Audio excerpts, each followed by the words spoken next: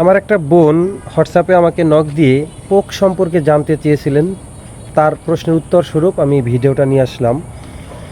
দেখেন, অনেকেই দেখি না বুঝে যদি পোক করে তাহলে আমরা রাগ করে থাকি।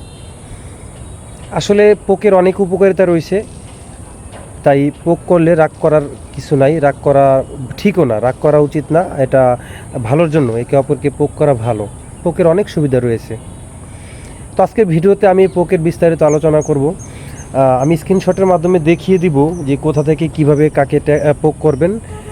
তার আগে পোক সম্পর্কে কয়েকটা কথা বলে রাখি।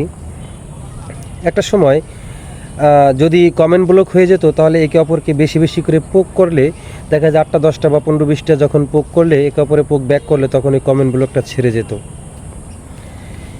এরপরে দেখেন, পোক শব্দটা হচ্ছে কি, খোঁচা মারা।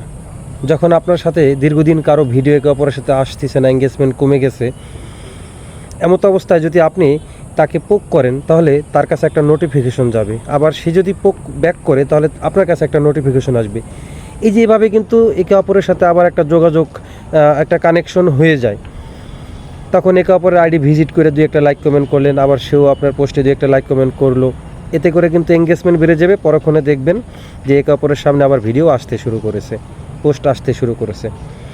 অনেক বন্ধুরা আছে যে পোক করলে রাগ করে। আমি দেখেছি অনেক আপুরা ভাইরা রাগ করে। তাদের উদ্দেশ্যে বলবো যে পোকে এমন কিছু নেই যে আপনি রাগ করতে হবে। হয়তো বিরক্ত লাগতে পারে বারবার ওই নোটিফিকেশনগুলো আসা, তবে এটা আপনার আমার জন্য যেহেতু মঙ্গলজনক, সুতরাং এটাতে রাগ না করে আপনিও পোক করে অভ্যস্ত হন। এখন আমি আপনাদের স্ক্রিনশটের মাধ্যমে দেখিয়ে দিব যে এই পোকটা কোথা থেকে কিভাবে করবেন। যখন আপনাকে কেউ পোক করবে, তখন পোক ব্যাকের জন্য আপনার নোটিফিকেশন আসবে। আপনি সহজে সেই নোটিফিকেশনে ক্লিক করে আপনি কিন্তু পোক ব্যাক দিতে পারবেন। কিন্তু আপনি যদি কাউকে পোক করতে চান, তাহলে কিভাবে করবেন, চলেন সেটা দেখে নেই। পোক সম্পর্কে সংক্ষেপে আমি স্ক্রিন রেকর্ডের মাধ্যমে দেখিয়ে দিচ্ছি। তো এই জন্য প্রথমে আমরা ফেসবুকে ক্লিক, এরপরে আমরা 3 ডটে ক্লিক করব। দেখেন এখানে কিন্তু এই যে আমাদের 3 ডটে ক্লিক করার পর এখানে যে আমাদের অপশনগুলো দেখা যাচ্ছে, একটা সময় কিন্তু এখানে পোক শব্দটা ছিল।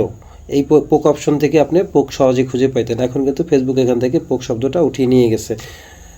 তো এখন কোথায় আমরা পোকটা পাবো, দেখেন এই যে আপনাদের সার্চ বক্স আছে, এই সার্চ বক্সের মধ্যে যদি আপনি ক্লিক করেন, আমি আগে একবার সার্চ দিয়েছিলাম, এই জন্য এখানে এই যে পোক শব্দটা চলে আসছে। দেখেন আপনি এভাবে পোক লিখবেন, এর সাথে একটা এস যুক্ত করবেন, পোক্স লিখবেন। পোক্স লেখার পরে এই যে পোক্স অপশনটা দেখা যাবে, এটার উপরে ক্লিক করে আপনি এখান থেকে দেখেন, এই যে আমি যেহেতু আগে একটা ভিডিও বানিয়েছি, তাই এখানে আমি অনেকের পোক দেখা যাচ্ছে। তো দেখেন এই যে যাদেরকে দেওয়া নেই, আপনি এখান থেকে চাইলে এদেরকে পোক করতে পারবেন। এভাবে চাইলে কিন্তু আপনি পোক করে দিতে পারবেন। এই যে এভাবে চাইলে কিন্তু আপনি পোক করে দিতে পারবেন। আবার যদি আপনাকে কেউ পোক করে থাকে, তাহলে এখানে প্রথম দিকে নোটিফিকেশনটা দেখাবে, আপনি ওখান থেকে চাইলে তাকে পোক ব্যাক দিতে পারবেন। যেমন অমিত হাসান পোক ইউ, সে আমাকে যে পোক করছে মাত্র, দেখেন জাস্ট নাও আমি এই যে তাকে পোক ব্যাক করে দিলাম। তো এভাবে আপনি ব্যাক করতে পারবেন। আবার এখান থেকে আপনি এই যে সাজেস্ট করা আছে যাদের নামগুলো, এদেরকে আপনি পোক ব্যাক দিতে পারবেন। এভাবে আপনি পোক ব্যাক দিতে পারবেন। এছাড়াও যদি এখানে নামটি শো না করে, তাহলে কিন্তু আপনি এখান থেকে সার্চ দিয়ে কিন্তু আপনি পোক ব্যাক দিতে পারেন।